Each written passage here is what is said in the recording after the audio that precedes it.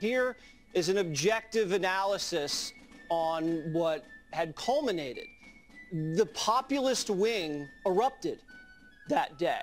The Trump wing, the populist wing of the Republican Party, had felt disrespected for many, many years. They had propelled Trump to victory in 2016, and immediately every powerful interest in this country launched a scorched earth campaign against that guy. They went to war with him.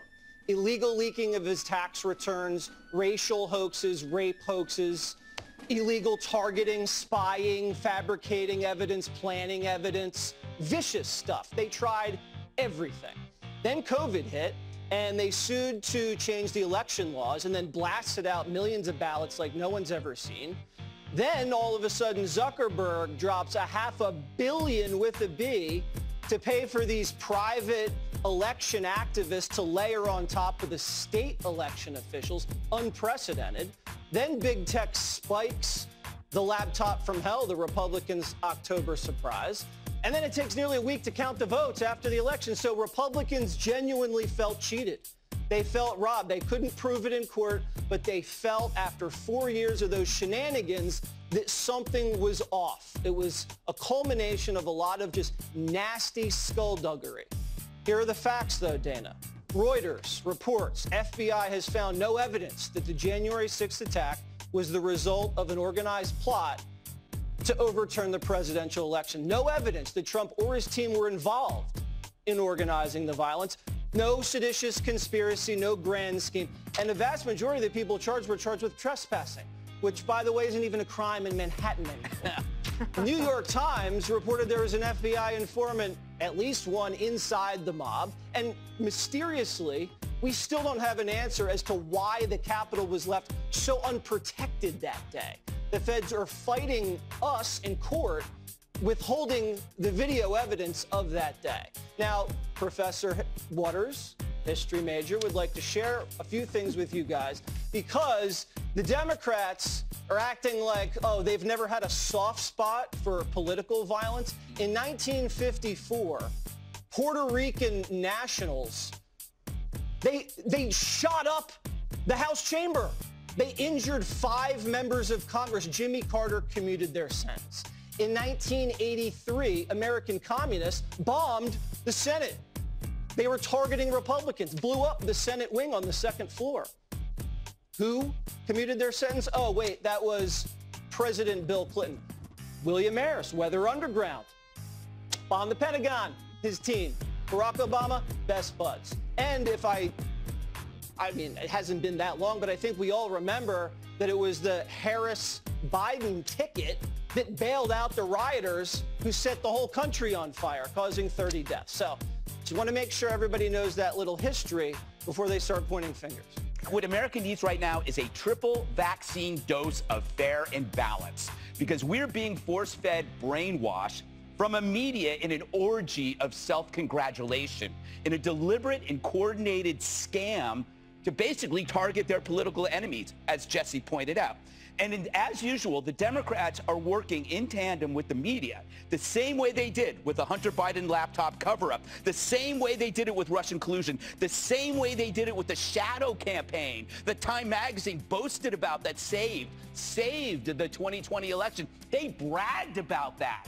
How can you not see this coordinated effort when you see everybody involved, including the cast of Hamilton, for God's sake? The fact is, why are we, probably the majority of Americans, letting anyone dictate a phony narrative under the guise of an anniversary, unless it's about the anniversary of Ashley Babbitt's murder?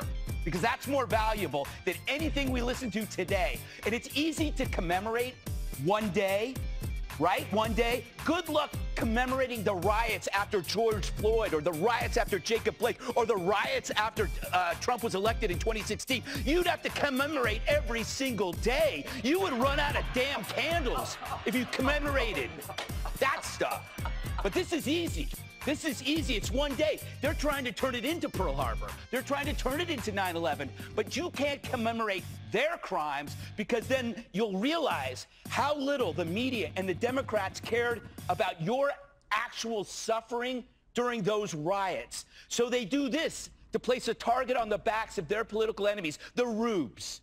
And they're doing it as a coordinated effort, and they want this thing to be permanent. Every year we're going to have to do that. I say no, F you. I didn't say the actual word. No, you didn't. I said F stands for forget. There's no Dana. bleeping. I said forget. Hashtag never forget. January 6th is the left's new July 4th. They can have it. I'll celebrate America in the summer with the rest of the normal people. Joe Biden famously said of Rudy Giuliani, guy says three things: noun, verb, and 9/11. Rudy Giuliani. I mean, think about it. Rudy Giuliani, there's only three things he mentioned in a sentence: a noun and a verb and 9/11. I mean, there's nothing else. There's nothing else. And I mean it sincerely. Now he's guilty and all his team. Noun, verb, January 6th, because what else are they going to talk about? They can't report the real news about inflation and COVID closing down schools and open borders. Real news hurts Democrats. Only the fake news helps the Democratic Party. They have to resuscitate the bad guy because the hero, Joe's, not getting the base fired up. I saw a transcript from a show on MSNBC for the whole year. They mentioned Donald Trump's name over 11,000 times. Only mentioned Biden's name a little over 4,000 times. Wow. He's not a genie. You can't keep saying Trump and he's going to come out of a lamp. Here's the thing. He actually might beat Joe Biden if the election was held. Emerson says he'd beat Joe Biden if the election was held today. So you know what? Keep saying his name. Might hurt you. Boom. And let's go, Brandon. They burned down the gambling house. It died with an awful sound.